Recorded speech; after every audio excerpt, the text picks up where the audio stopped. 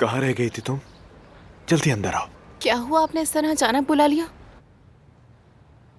मैं तो बहुत घबरा गई थी। क्या हुआ, कोई मसला है क्या? पानी का या एसी का? मुझे ये बताओ, ज्यादा अच्छी कौन सी लग रही है, ये या ये? मुझे आपने इसलिए बुलाया है? हम आज रात साथ डिनर पर जा रहे हैं।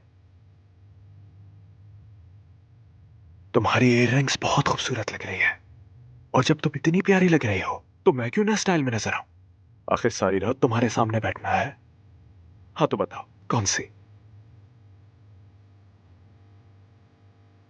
तो फिर ये वाली। तुमने ब्लू चूज की। नीला रंग अच्छे मुस्तकबिल और बेहतरीन सरप्राइज की अलामत होता है। और देखो, हमारे लिए भी बहुत बड़े सरप्राइजेस आ रहे हैं।